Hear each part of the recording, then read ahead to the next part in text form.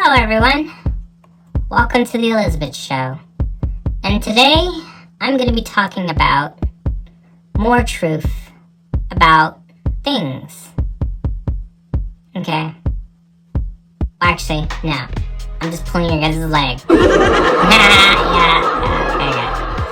Okay, we're going to get to the comedy. We're going to get cracking with these comedy facts, okay. What did Jack say to the box? Open me up and I will pop right out. I am Sir Jack-in-a-Box. What do you have to show for what you were told? I say to myself, yeah. Hi, Mr. Jack-in-a-Box. What time do I clock out? He said, never. You're locked. You've been set to a block where you'll never, ever unlock.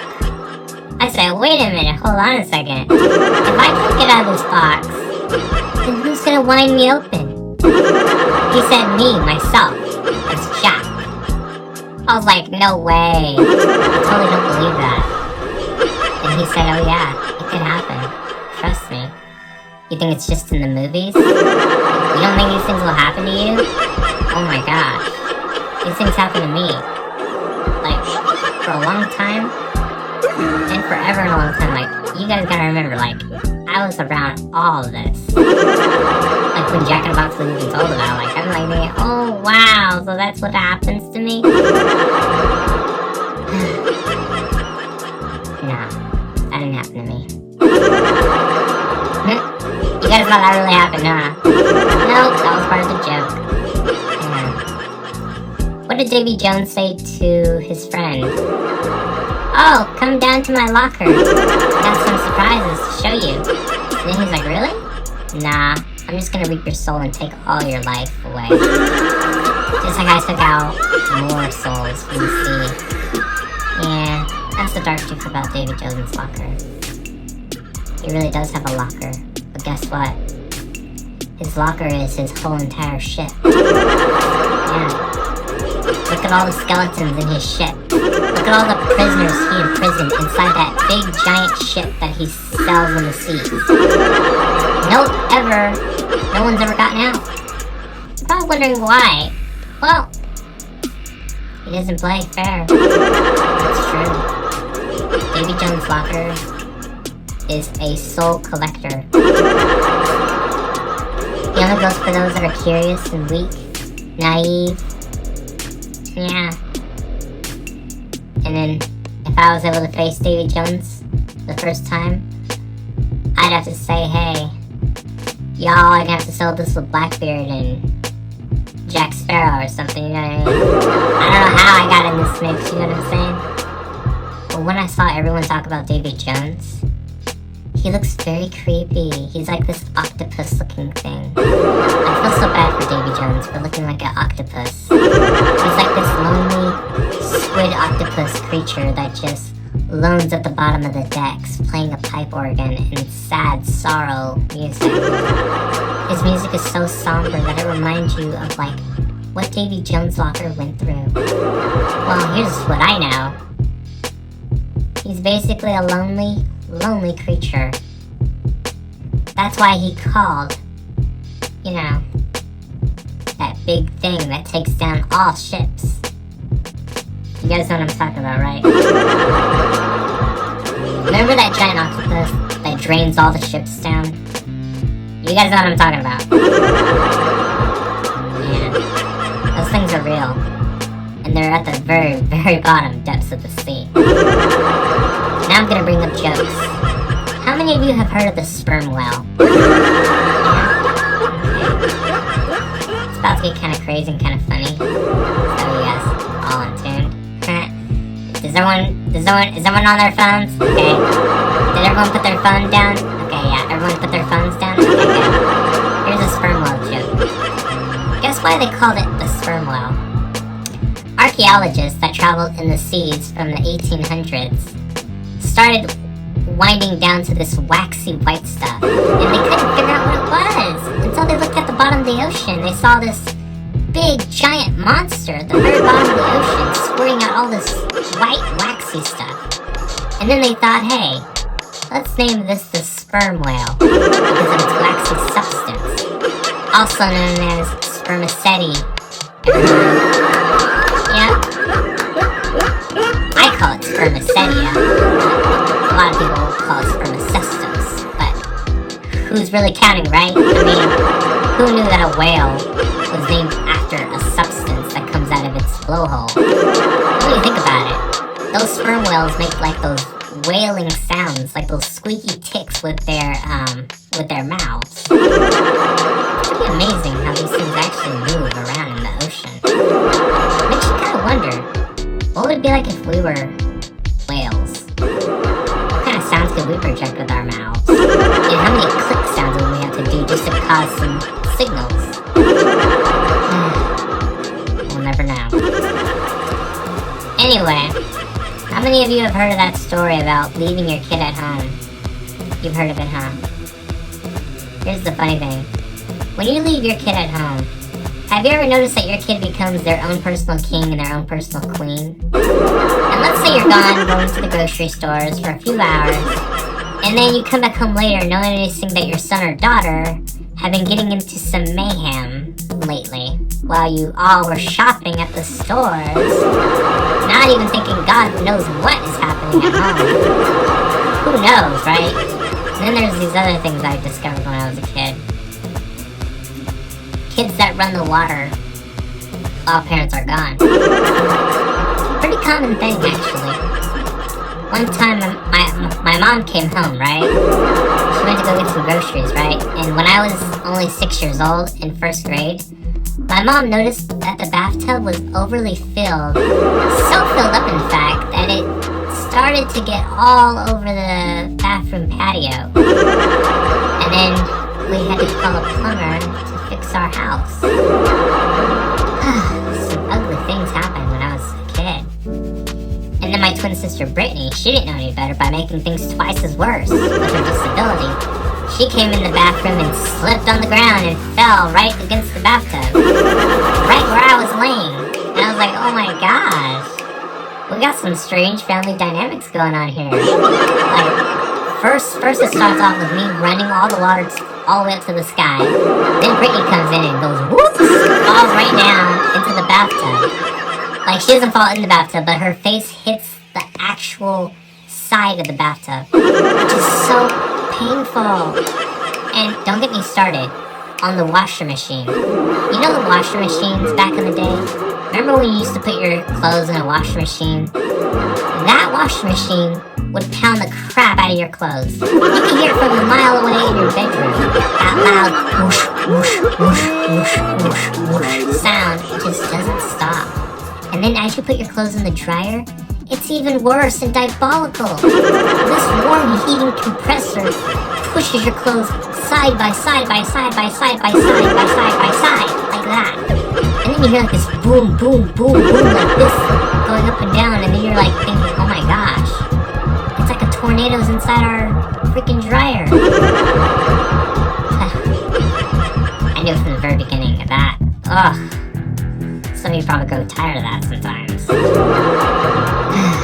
I know I did. How many of you get tired of laundry? You do too, huh?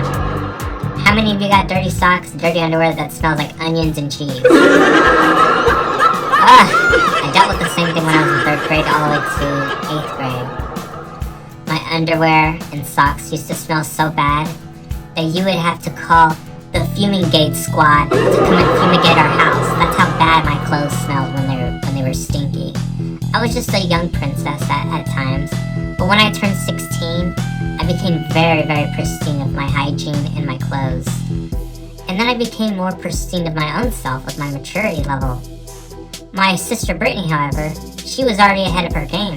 She already knew how to keep herself cleansed. I was the one still learning by my own dirty, filthy self. So, as I got older, I started doing some things. I couldn't really understand geography. I didn't really take much care of that, really. My sister doesn't know geography either, but when I was put in a class to learn geography, I couldn't tell if it was a joke or something that was supposed to be, done on time. Then as our teacher asks us for our assignments, here's the funny thing that happens after. My teacher says, "Oh, Elizabeth, you got a C minus." And I said, "For what?" "You messed up on calculus." I was like, "Oh, wow, calculus? Are you serious?" I only got 2 things wrong on calculus. Who knew? And then one time, when I was 8 years old, I got one spelling word wrong. I couldn't spell the word rope correctly. So I had to write the word rope 10 times. And then I miscorrect another spelling word. They made me spell Ohio as in the state. I got that wrong. I spelled it O-H-I-U when it was really O-H-I-O.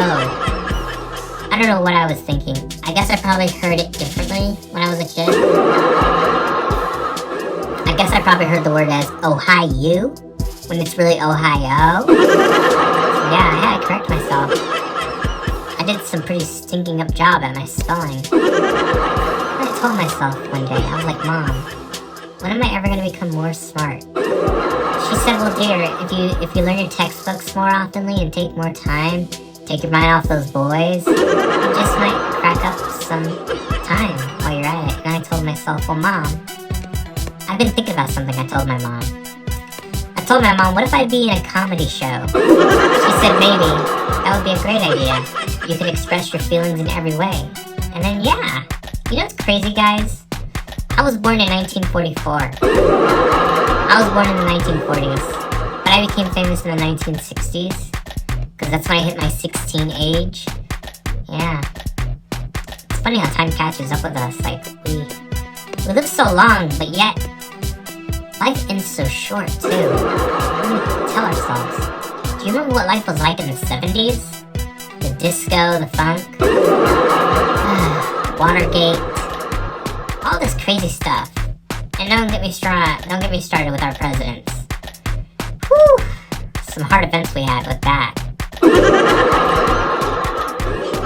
And now that I think about my life, all the things I went through, all the things I said about others, I really take all that back now that I think about it. Because the truth is, I really have felt that way before. I just didn't know how to channel it in a creative way where I could release it or unleash it, where I could feel like, yeah, I could do this and that and still feel like myself every day 24/7. But here's what I didn't notice about my life. There's a part that I have to fulfill before anything becomes mine. And I knew I had to do what I could, and I told my mom, if I do the Elizabeth show in the future as I grow up, it would not be just about entertainment or comedy. It would be just based on whatever I go through in my life, which is why this show exists.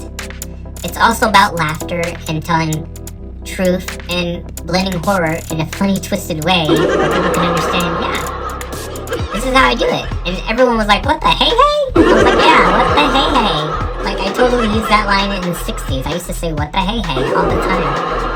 And I still use "what the hey hey" in every conversation, because "what the hey hey" basically means, what the double hockey sticks is going on? Like, everyone tells me something like, "Hey, did you see that man walking down the street?" I was like, "No." And then he told me, "Oh, well, when he walked down the street, it turns out he forgot to punch in his last ticket to go to his favorite place." And I was like, that happens to most people when they go places. They keep forgetting stuff, and then they have to backtrack. They have to go, like, home. They have to run back home like this and say, "Oh, wow, we're going home for a second." And then they come back realizing, oh no, they can't go back because they realize they've already paid for their first venue. What are you people thinking? You can't just leave? Yeah, like, come on. Come on. Once you book in, there's no booking out. Especially when it's on a one-night purpose. Come on, you can't give up on that opportunity that quick. I knew about my best sides that I had to decide, this would be me, this would be you. Hey, you're not alone, pal. We've all been through some things. And I go on and on about life. Where I went, where I took myself. Sometimes I can't believe this is my life. But I tell myself, I lived a great one. I mean, I came a long way.